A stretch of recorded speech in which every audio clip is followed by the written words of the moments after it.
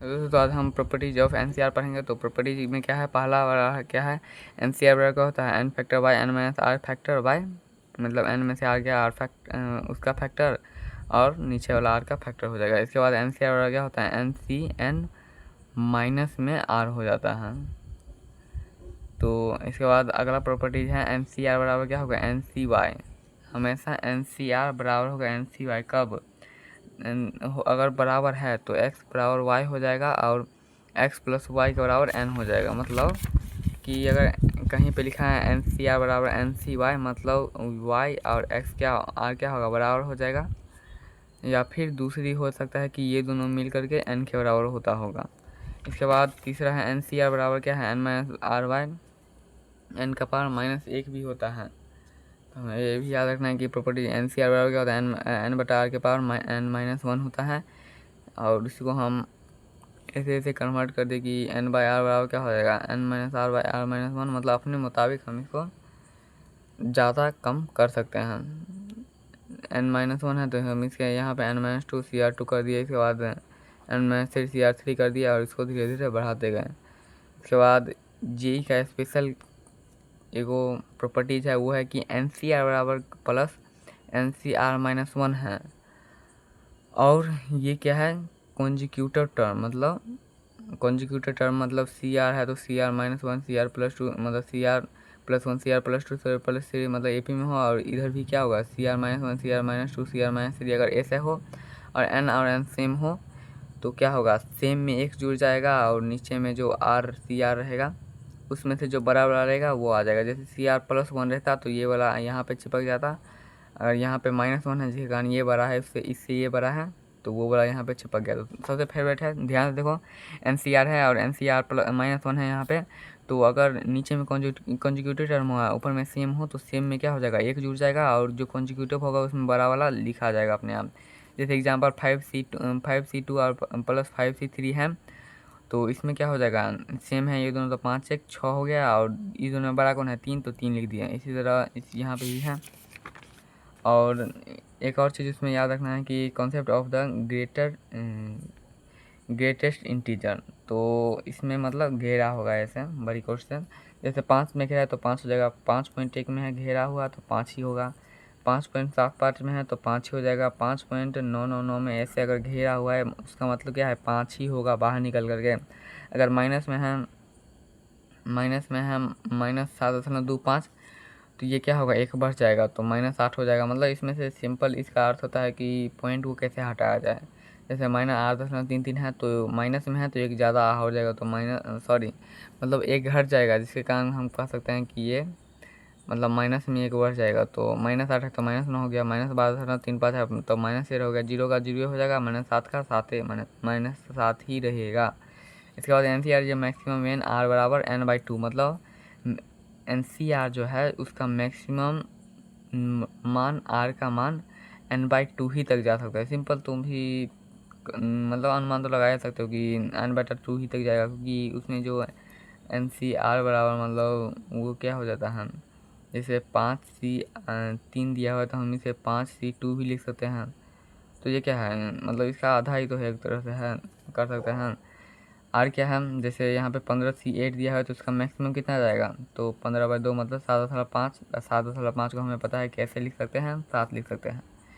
जैसे 15C7 का maximum value हो गया। इसके बाद 16C8 बराबर 16C8 है तो उसका मैक्सिमम वैल्यू क्या होगा, या फिर कितना होगा या क्या होगा, तो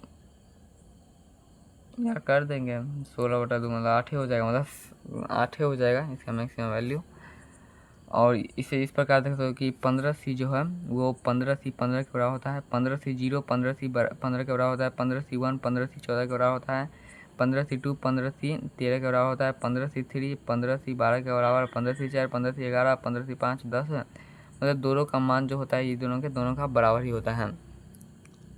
एनसीआर क्या है, बाइनोमियल कोफिशिएंट है। तो देखो क्या करते हैं, इसमें 1 + x के पावर n है तो हमने पीछे फार्मूला ही पढ़ा था और यहाँ पे फार्मूला पर सीधा चिपका देंगे। तो x की जगह पर 1 रखेंगे और y की जगह पर x लिखा हुआ है, तो NC0 बराबर प्लस क्या हो जाएगा, NC1x plus NC2x2 plus NC3x3 plus NC4x4 dot क्या हो जाएगा n C n x n. अगर कुछ नहीं समझ आ रहा है तो इसका मतलब आपने पीछे का वीडियो नहीं देखा तो पहले वो देख लें। पुट एक्स की जगह पर 1 रखेंगे तो क्या हो जाएगा, इसका एक नया फार्मूला निकल जाएगा। नया फार्मूला में टी एन बराबर क्या होगा, n C 0 plus n C 1 plus n C 2 plus n C 3 बराबर क्या हो जाएगा, एन सी एन तक हो जाएगा, मतलब अनलिमिटेड हो जाएगा। तो हम इसे ही कहते हैं sum of the all binomial coefficient. तो 2n हो गया, sum of the all binomial coefficient 2n हो जाता है। और उसी में देखो 1 अब प्लस वाला था, अब माइनस करेंगे तो 1 माइनस एक्स पावर n, पीछे भी हमने लिखा था तो क्या होता है n C 0 minus n C 1 x plus, मतलब अगर यहाँ पे इवन है तो यहाँ पे प्लस हो जाएगा, यहाँ पे ऑड है तो यहाँ पे माइनस आ जाता है उसी फार्मूला में।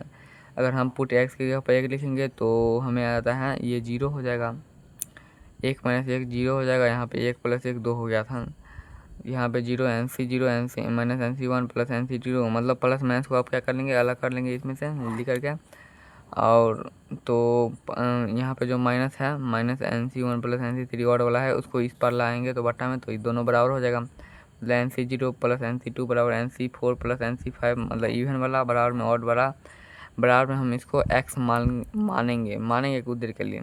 एक्स का मान चिपका कर सिंपली निकाल देंगे, तो एक्स मान लिए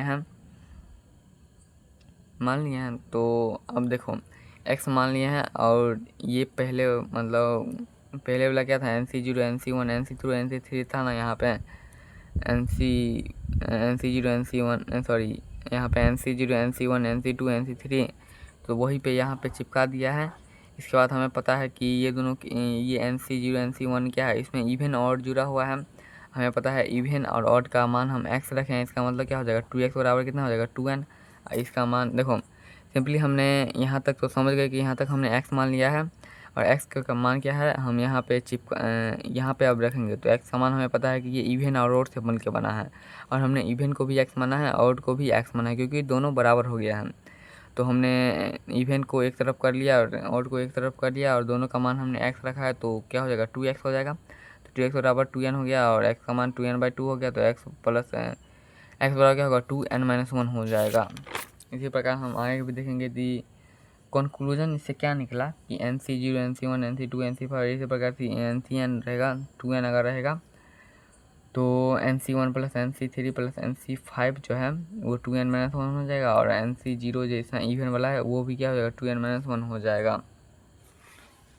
इसके बाद हमें आगे भी मतलब ये -1 पता है ना कैसे आएगा भाई, समझ तो गए हो गए इतना। इसके बाद x प्लस वाई का पावर n है, तो क्या होगा टी आर प्लस 1 बराबर क्या हो जाएगा एन सी आर एक्स का पावर n-1 n-r, ये है n में से r घटा देंगे और y का पावर यही वाला से चिपका देंगे। तो इसका कंक्लूजन निकला कि s प्लस वाई के पावर n का बराबर क्या होगा समेशन ऑफ r के मान 0 से लेकर के n तक n C r x to the power n-r, और y का पावर भी r हो जाएगा। सिंपल इसमें समेशन के अंदर रख देगा, जैसे x का पावर x माइनस वाई का पावर n इतना होता है, तो उसको सिंपली समेशन में लिख करके हम क्या x माइनस वाई का पावर n क्या होगा समेशन ऑफ r का मान 0 से लेकर के n-1 का power r into n C r x का पावर n-r, वाई का पावर भी r हो जाएगा। 1 plus x to the power n बराबर ठीक है क्या हो जाएगा t r plus 1 n C r x का पावर r। तो इसका हम 1 प्लस एक्स प्लस r का कैलकुलेशन क्या निकला है कि समेशन ऑफ r बराबर 0 इंटू एन सी आर बराबर x to the power r हो जाएगा। 1 माइनस एक्स का पावर n बराबर क्या होगा टी आर प्लस 1, और -1 के power n n C r x का पावर r। तो इसका कंक्लूजन निकला कि 1 माइनस एक्स टू पावर के एक्स का पावर n बराबर क्या होगा समेशन ऑफ r का पावर 0 n-1 और r एन सी आर और एक्स की पावर r हो जाएगा, जो कि हमें याद करना है। और हमने जो थ्योरी पढ़ा है अब उस पर क्या करेंगे क्वेश्चन बनाएंगे कहीं भी। और तो एक क्वेश्चन बनाइए लेते हैं, जैसे find the sum of the, इसका सम निकालना है 1/1 इंटू n-1 फैक्टोरियल, जैसे कि क्वेश्चन तुम्हें दिख रहा है। तो उसमें हम कैसे निकालेंगे, तो इसमें बस छोटा सा दिमाग लगाना है। यहाँ पे 1 माइनस देखोगे तो n-1 है, n-3 है, n-5 है, n-7 है। अगर हम इसमें से 1/n फैक्टोरियल अगर कॉमन ले लेंगे, या फिर सिंपली हम क्या किए हैं सब में जैसे जितना है ना सब में हमने n फैक्टोरियल गुना कर दिया है, तो n फैक्टोरियल बाय क्या हो गया n-1 फैक्टोरियल, n फैक्टोरियल गुना कर दो n-3 फैक्टोरियल, 3 फैक्टोरियल, मतलब ये वाला 3 फैक्टोरियल यहाँ पे आ गया n-1, यही मतलब ऊपर में एक जगह पे n फैक्टोरियल से हमने गुना कर दिया है, अब गुना करेंगे तो भाई यहाँ पे भाग भी कर देंगे, जिससे कि ये क्या होगा, पूरा कट जाएगा। तो संतुलित करने के लिए कौन गुना किए हैं और नीचे में से भाग कर दिए हैं। इसके बाद हमें पता है कि n फैक्टोरियल n-1 और n फैक्टोरियल n-3 ये आपको फार्मूला पे लग रहा है कि NCR बराबर n factorial by r minus क्या था, sorry n-r by r factorial. तो वही फार्मूला पे बैठ गया है। अब फार्मूला लिख देंगे और सिंपल ये फार्मूला का बराबर क्या होता है 2n-1 बाई n फैक्टोरियल। तो इसी तरह आपका भी आंसर आ गया। तो अब मिलते हैं अगले क्लास में।